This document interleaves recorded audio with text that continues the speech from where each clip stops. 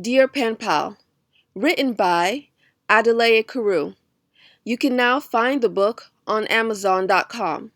Links will be in the description. And don't forget to like, share, and subscribe, and ring that notification bell. Prologue. Dear Penpal, my name is Michael Scott. I live in Fairfax, Virginia. I'm a 10-year-old fourth grader just like you. I think it was a good idea for my teacher to make our class write to other fourth graders in different countries. My teacher says that we should talk about things that we want to accomplish by the time we graduate from high school. So I will go first. I want to get good at playing basketball. It is tons of fun, and kids who do that look cool. From Michael Scott. Dear Michael, my name is Sarah Chen. I'm also a fourth grader. I live in China now, but I moved here last year from Arizona.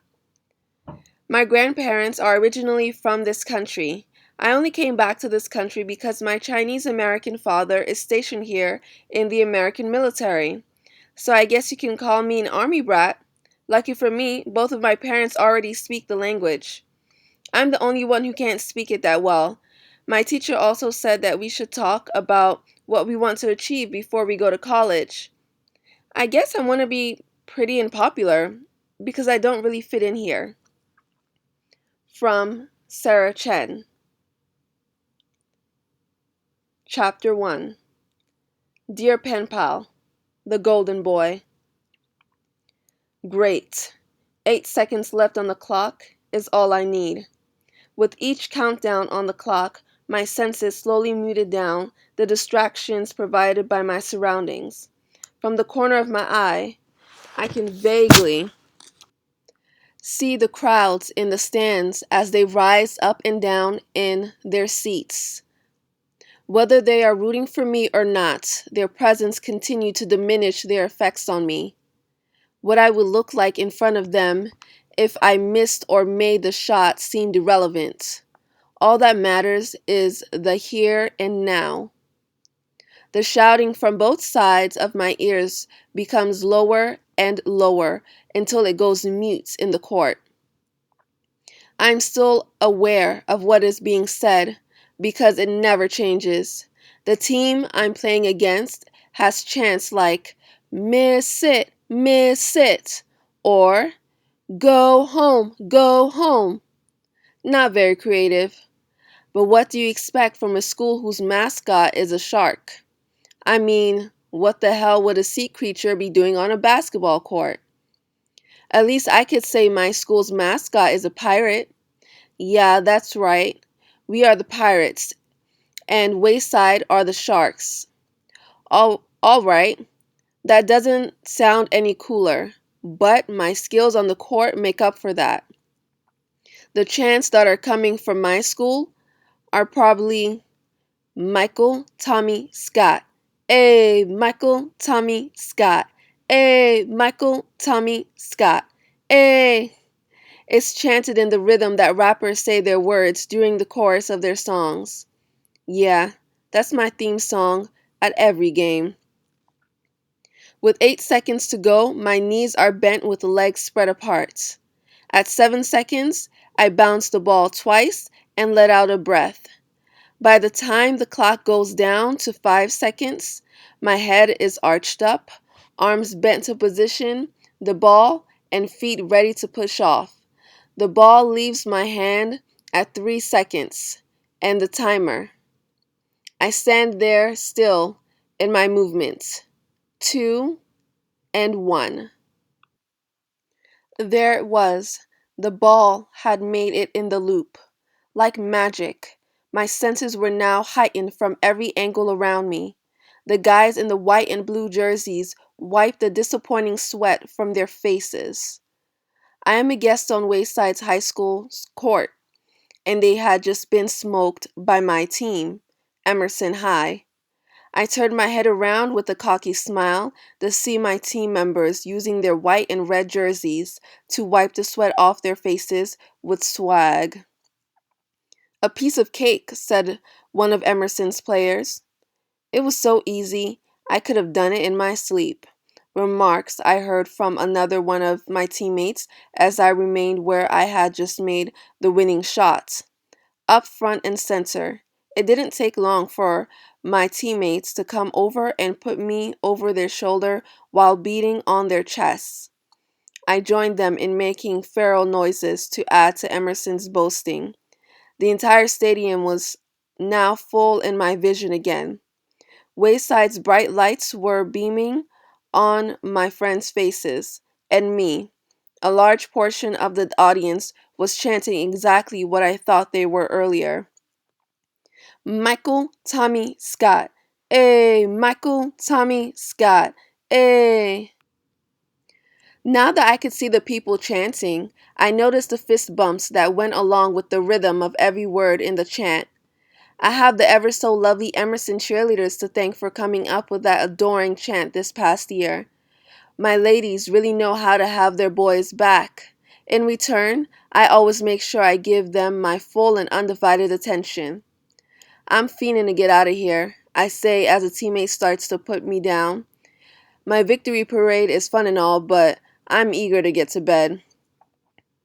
Yeah, a bunch of us are going to hang out at Mudson Lake tonight, my teammate Chad suggests.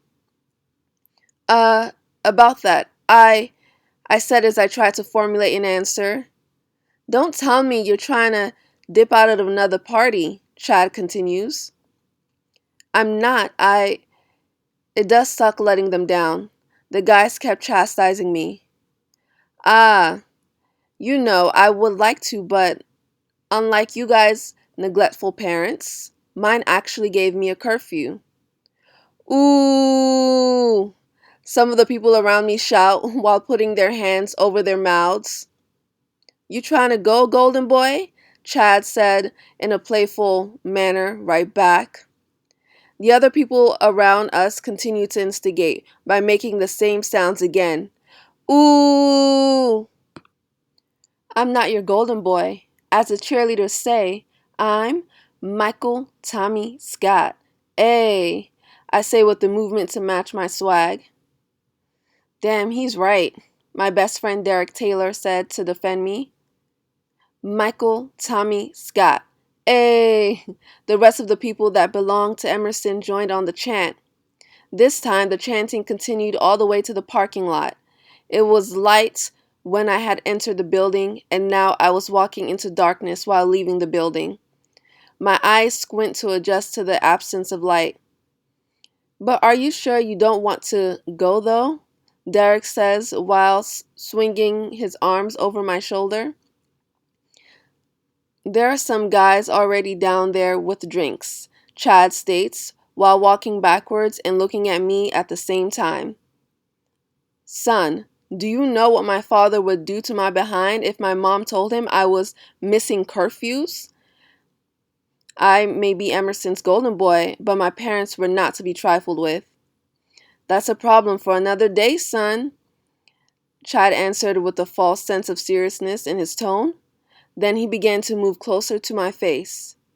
Son, I'm not too afraid to whoop you like I single-handedly just did Wayside. The falsehood in my serious tone matches his right back. All right. It's nearly 10 and you can get on the school bus to take your lame ass home to mommy, Derek says as he comes in between us to stop the fake fight. Ah, check that out, Chad says to grab Derek's attention and mine, then points behind us. I turn to see two girls giggling and smiling at our direction. Those look like the girls from Wayside, Derek clarifies as I look at them with interest. Leave it to Tommy to make converts of our rivals' girls. I'm going to invite them to the lake tonight. Oh, and since there's only two of them, I think you should make it home for your curfew.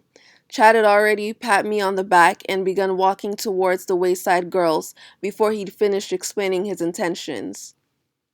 I began to make my way to the bus when I noticed Derek following behind Chad.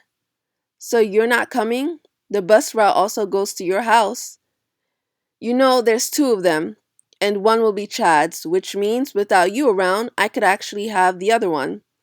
He stops walking backwards and turns to catch up with Chad. Y'all ain't loyal, I say loudly while stepping onto the bus.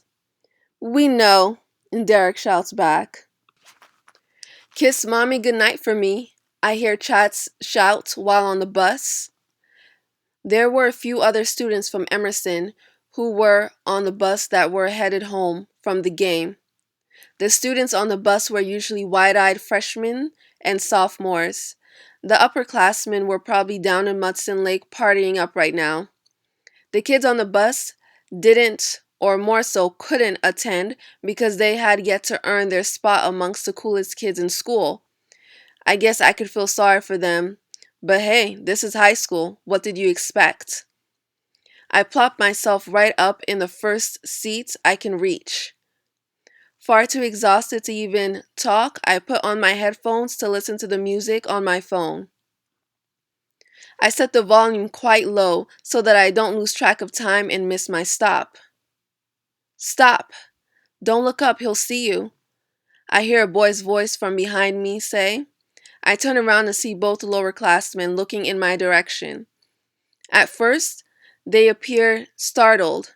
Then they quickly turn to themselves and act as if they are formulating deep conversation. I turn my head around to resume listening to my music, although I was used to having the admiration of everyone who was interested in being popular in the school, especially lowerclassmen guys who wanted to be just like me. Tonight, I was not in the mood to entertain anyone. Great, Nate. Look what you did. I hear a whisper from the guy's voice I had just heard. What? I hear from the other guy sitting next to the first voice. Now he thinks we're dorks, the first voice answers. I think we're dorks for simply using the word. I would say more like losers, Nate says, at a slightly higher tone than his friend did. I just hear Nate yelp, "Ouch!" as if he has been elbowed to the side. That's the last sound I hear before I drift off into a light nap. I wake up as soon as the bus was nearing my neighborhood. I walk along the sidewalks of a few blocks to reach my home. It was sort of late at night, but there was really nothing to fret in the suburbs of Virginia. I soon turn my key in the door to enter my home. "Hey, Mom," I call out. My mom in the kitchen making a light snack for the evening yells back, "You won?" I nodded my head to give a response. There was no longer a point of my mom or anyone who had been following my high school basketball career in asking how my games went, even though that was a good enough reason for her to assume that I had once again led my team to victory. I enjoyed her confidence in me. "What are you making?" I ask when I see the weird assortments of food put together that many people wouldn't normally eat. "It's Cash Strawberry Crunch." Clearly, my blank facial response gave away my ignorance of what she was talking about. "It has one side of wheat thin spread with Nutella and strawberries on top." "Yeah, I think I'm gonna pass on that," I say with absolutely no regret. "It's late at night. Eating heavy carbs are not good for your arteries," she states in a convincing manner. "You doctors are always on a health kick. Can't you leave your health and safety measures at the hospital?" I knew she was in a good mood to be played with whenever she was putting this much energy into me eating healthy foods with her. "Come on, live on the wild side for once." I walk over to the pantry to see what is inside to eat. While I'm there, I spot a large packet of Doritos and some granola bars. Now I know that it would be more beneficial to snag the healthier choice, but irritating my mother even more just seems more tempting. "Really, you're having that for dinner?" she says while pointing a stern finger at the packet. I say nothing and just stuff my mouth with Doritos. "Son, if you must insist in having an unhealthy meal, at least make it a meal. Chips will barely fill you up." I swallow some of the chips still in my mouth and answer, "Then I will chase it down with some soda afterwards." My mother now heads back to the sink and continues to clean up. Your father will be expecting you on Skype in about 15 minutes. Cool. See you tomorrow night, Mom. My mother's work schedule as an interdisciplinary doctor is long and often unpredictable. Don't get me wrong, she's not at all neglectful. I'm just used to not seeing her for what seems like forever, and then her just popping up with random free time. Good night, love. I will see you in the morning. I promise. I wish I could believe that. I make my way to my laptop in the bedroom to prepare to Skype with my father. A few seconds later, my father's face appears. Hey, kid. How'd the game go? I just roll my eyes at him and stare at the screen. I'm pretty sure he got the message. Oh, well, great job. How's Dubai? It's great, Tommy. The weather's perfect and the food's quite good. Well, all that depends on where the story I'm covering leads me for the night. When will you be back? I miss you is what I wanted to say at the end of that, but I didn't want to be one of those sappy dudes. Why is your mother going crazy with one of her health kicks again? That, and it gets lonely. Oh, I hear the softness in his voice as he puts his head down. He then puts his head back up quickly. Look, I'm trying the best I can to wrap this story up so I can come as soon as I can. A thing I say for every journalism trip I take, but I always mean it. I know you do. Just hurry back. Will do, son. Tell your mom I'll even go on that health diet with her to make up for being gone so long. I laugh. I know my dad hates the healthy foods my mother eats as much as I do. Hey, Christopher, you need to see this. I see a man calling my dad from a distance with a camera in his hand. See you, Dad, I say as I close the laptop. I wake up in my bed to a bright and sunny April weather. I immediately rush over to the window to see if my mother's promise rang true. Her car was not in the driveway, indicating she had already left for work. As I leave the house for school, I grab a packet of Pop-Tarts and a bottle of water. I'm determined to not miss the bus again. That would suck. Although I could get away with being late if I wanted, since I led my team to the state championship final. Even though I could, I wouldn't risk it. It being so close to graduation and whatnot. I arrive at the bus stop on time. Good job last night, Tommy, the bus driver says to me. Thanks. I didn't even know this dude's name, but today I learned he was a fan. Hopefully that will ensure that I make it to school on time for the rest of the school year. The bus ride looks the same it does every morning, consisting of students half sleeping, eating, and finishing up homework. The bus ride takes about 20 minutes to make it to the Emerson High. Already I know what today is going to be like. I get off the bus to see my teammates coming over to continue the victory celebration. Some of them pat me on the back, some grab me behind my neck, and some give me cheap punches to my arm. Hey, give the man some space, Derek says as he comes to my rescue. The rest of the team unhands me and slowly disperses onto different directions. So, those wayside girls, I state as an introduction. Yeah, those wayside girls, is all he answered. I gesture using my hand that I clearly want to know more, but he states, yeah, about those wayside girls. That you will never know. Really? You're gonna leave me hanging like that? Sorry, man, but we gotta make you feel like a loser at something, Derek says as he's now heading in a different direction to get to his first period class. I head to my first period, which is... Wait, what class is this again? I've gotten used to entering this specific classroom all semester as my first period class, but I have forgotten the subject. I guess senioritis has kicked into full gear. This time of the year, seniors don't pay much attention to what's going on in their class. All I have on my mind is waiting for my first choice to reply back to me. Other than that, my last semester is about living to the fullest. The rest of my friends also seemed in accordance with that idea. Yep, there was absolutely nothing that was going to get in the way of that plan. "Mr. Anthony," I heard another student call out to the aged man as he entered. Huh, he must be the teacher. I knew he looked familiar. As the students begin to settle in their seats, the television in the classroom comes on to show the morning announcements. The announcements feature the usual: the weather, highlights of the major school events of the week, and reminders that students may want to be aware of.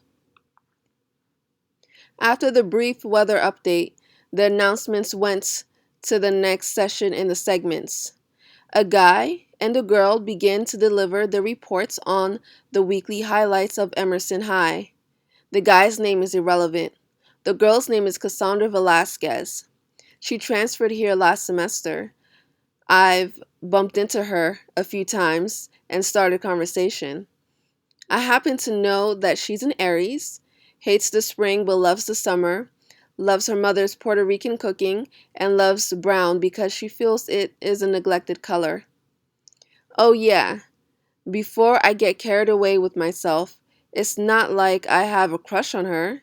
It's just, well, the taps on my back push me out of my current thought. I see a smile from a student going past my desk. Then I hear another kid from across the room say, "I wish I could have been at the game. You killed it, man." I cracked my usual golden boy smile. Thanks. Next segment on today's news is dedicated to the seniors.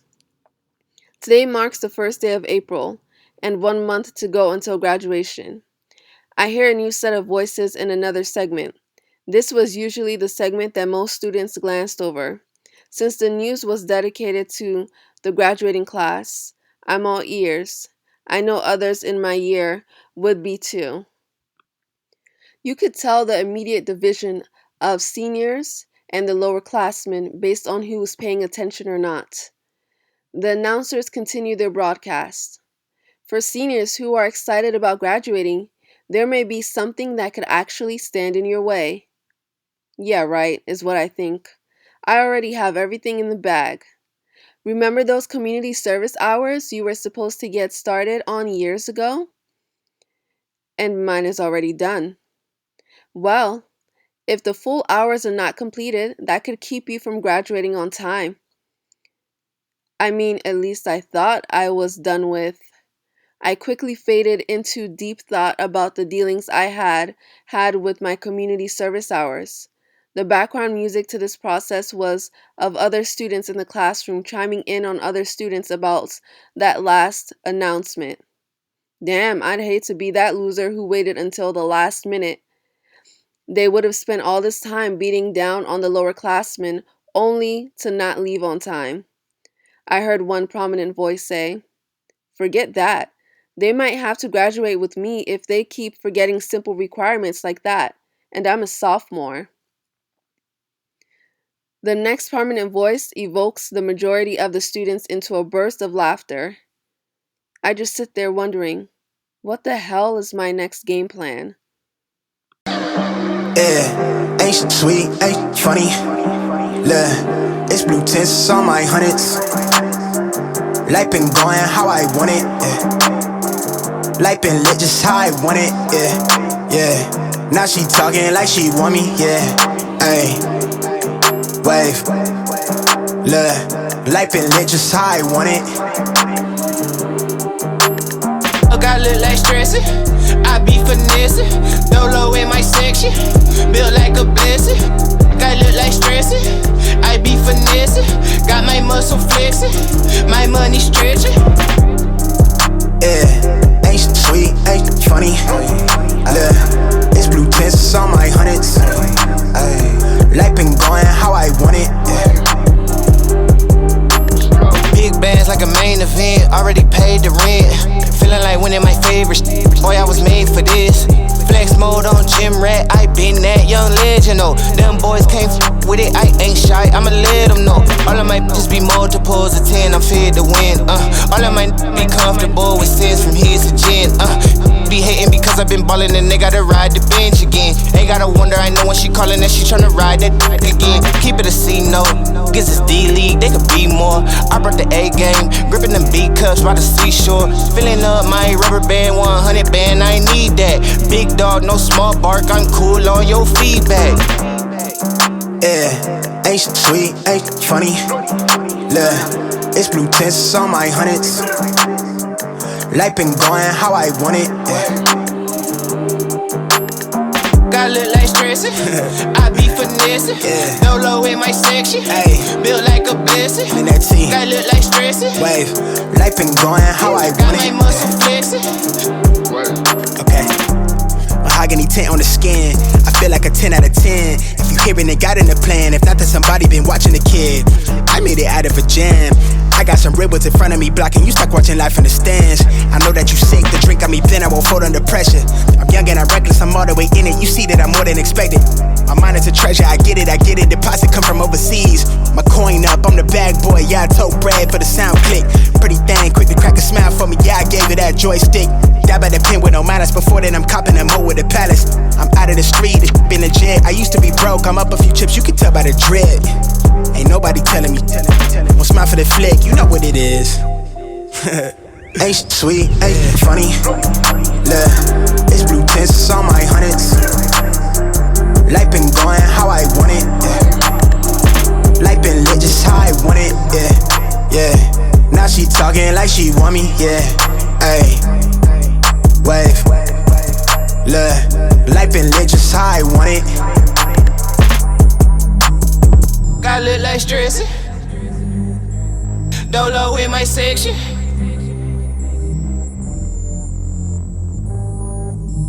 Got my money flexing. Ain't sweet, ain't funny. God look like stressing. Life been going how I want it. God look like stressing. The power that we have within our bones. Sometimes that votes fit. People don't understand.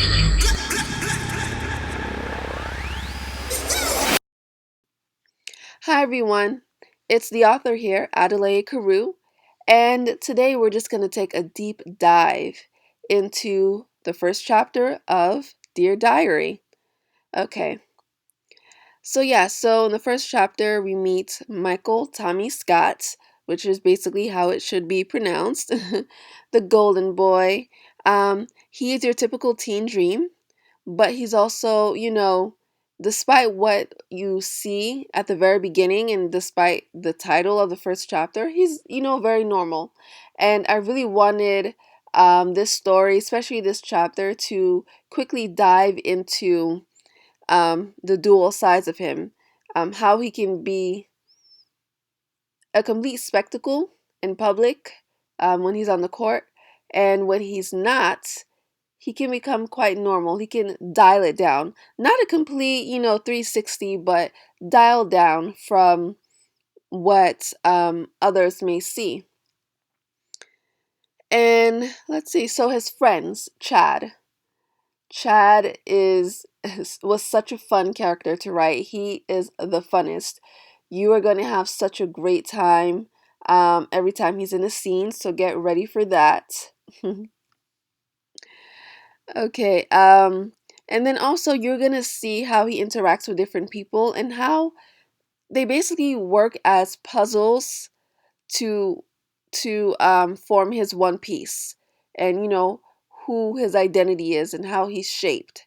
Every single character that's introduced moves around him in a different way. So yeah, pay attention to that. You'll have a fun time trying to piece together the puzzles. Um, let's see. So the number one question that everyone is wondering by the end of this chapter is, what is he missing? What could he possibly be missing? What could he have forgotten to do, or maybe not forgotten to do, last minute? And we end on them, bringing up one of the things, like, community service hours. So we're going to see if that was, how that goes. We're going to see if that went the way that he thought it did or if it didn't. But we are going to see the golden boy um, start to take certain steps and see if he's going to continue being the golden boy or not. You will have to check in for the next video, chapter 2, to figure that out. Okay, so let's see. So what's a tidbit I can give you from behind the scenes when writing this book? Well, the school named Emerson is actually named after a West African Sierra Leonean musician named Emerson. I was thinking about just little hidden jokes as I was writing the book, and that was a very interesting one. Yeah, so be sure to check him out on YouTube. He's on YouTube like every artist. And speaking of artists, I chose the song Wanted by Tilden Park and Xavi Rousson, which will also be in the description section, because I really enjoyed how it showed the same level of intensity that the golden boy was feeling in the beginning of the chapter, and also just his adrenaline, his adrenaline from being on the court, his adrenaline from um, wanting to live up to expectations of what everyone sees him as being, and also his adrenaline in figuring out where his game plan is headed next.